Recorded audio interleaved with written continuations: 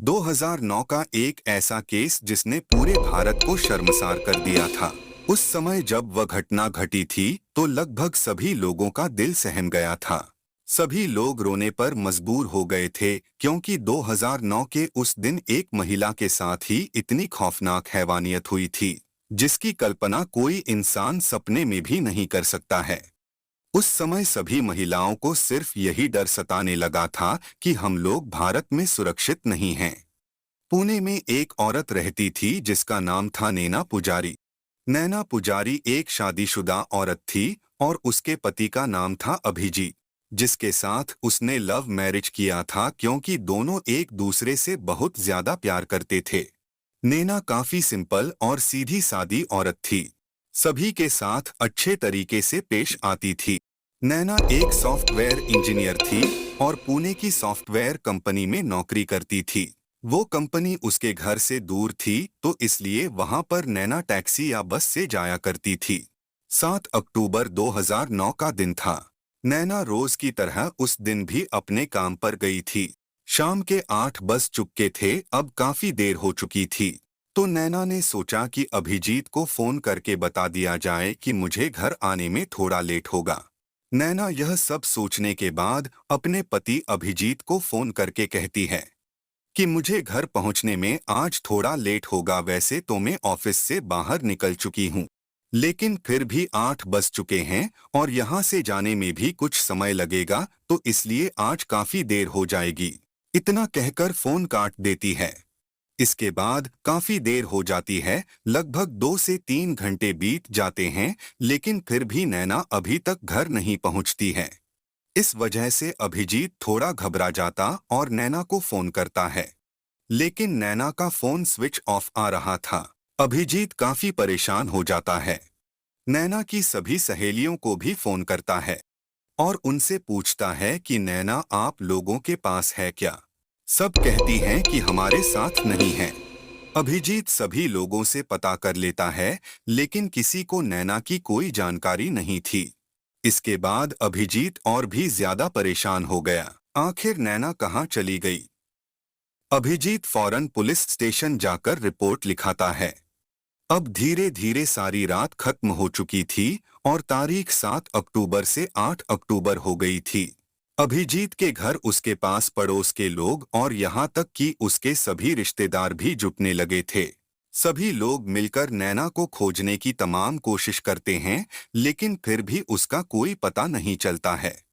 इधर पुलिस भी उसकी खोजबीन में लगी थी, मगर उन्हें भी नैना का कुछ पता नहीं चला। फिर अगले दिन यानी 9 अक्टूबर को पुलिस को सूचना मिलती है कि रेवाड़ी के जंगल में किसी महिला का शव मिला है।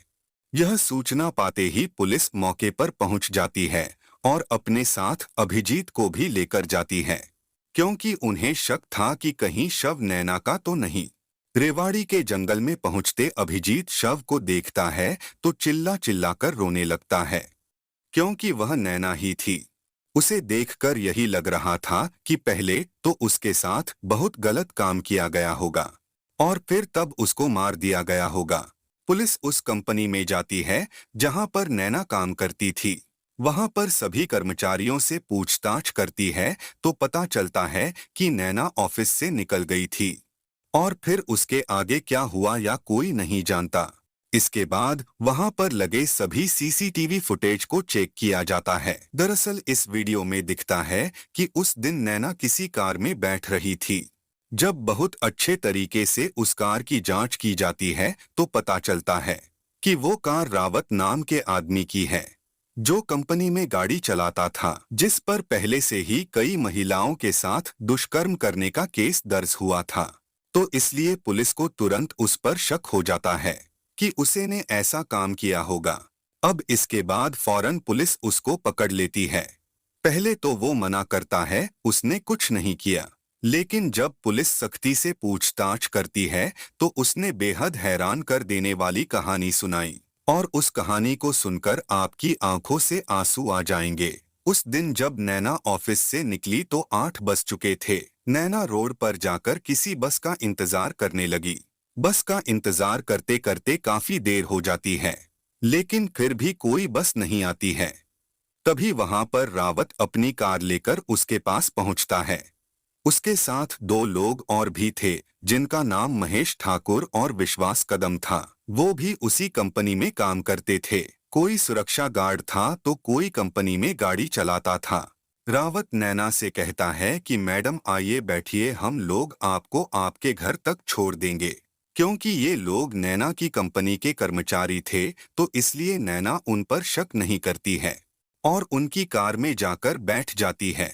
अब उसके बाद वह लोग नैना को लेकर निकल जाते हैं। कुछ दूर जाने के बाद योगेश रावत कार को दूसरी तरफ मोड़ लेता है। ऐसा देखने से नैना कहती हैं कि रोड तो मेरे घर की तरफ नहीं जाता है। तब योगेश कहता है कि मैडम जी मेरा एक दोस्त है, हम उसे छोड़कर आपको छोड़ देंगे, आप घबराइए मत, आगे से रास्ता है जो सीधे आपके घर तक लेकर जाएगा। अब यह सब सुनकर नैना को उसकी सभी बातों पर यकीन हो जाता है, लेकिन उसे इस बात का जरा सा भी अंदाजा नहीं था कि इसके साथ बहुत बुरा होने वाला है।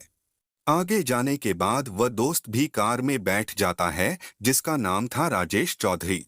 अब सभी लोग नैना को गंदी नजरों से देखने लगते हैं। नैना कहती है कि गाड़ी रोको, मैं अपने घर पैदल ही चली जाऊंगी।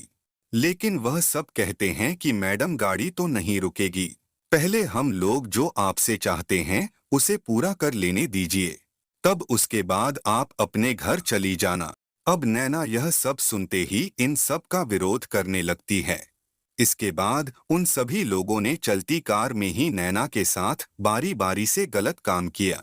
नैना चीख रही थी, चिल्ला रही थी और उनसे बार बार यही कहती रही कि प्लीज मुझे छोड़ दो, लेकिन फिर भी उन लोगों ने उस पर थोड़ी सी भी दया नहीं दिखाई। अपनी इच्छा पूरी करने के बाद वे लोग नैना का एटीएम कार्ड भी छीन लेते हैं और उसे डरा धमकाकर पिन कोड भी पूछ लेते हैं। अब उसके बाद जब सारा काम खत्म हो जाता है तो उसे मारकर रेवाड़ी के जंगल में फेंक देते हैं और आगे जाकर नैना के खाते से 61,000 रुपए निकालते हैं। इस दौरान पुलिस ने बाकी सभी अपराधियों को पकड़ लिया। यह मामला काफी बड़ा हो चुका था और यह खबर पूरे देश भर में फैल चुकी थी। उन चारों अपराधियों को सजा दिलाने के लिए वहां के सभी लोग सड़कों पर उतर आए थे। धरना प्रदर्शन किया जा रहा था। सभी महिलाएं डरी हुई थी क्योंकि उसकी कंपनी कई लोगों ने नैना के साथ इतना बुरा काम किया था। धीरे धीरे वक्त बीत जाता है। साल 2017 में रावत, महेश ठाकुर और विश्वास कदम को अदालत ने फांसी की सजा सुनाई और राजेश चौधरी को रिहा कर दिया। पूरे शहर के सभी लोगों ने मिलकर राजेश चौधरी को भी सजा देने की मांग की थी, मगर वह कानून का गवाह बन गया तो शायद इसी कारण से उसे छोड़ दिया गया था। खैर दोस्तों, आप अपनी राय हमें कमेंट बॉक्स में जरूर बताइएगा।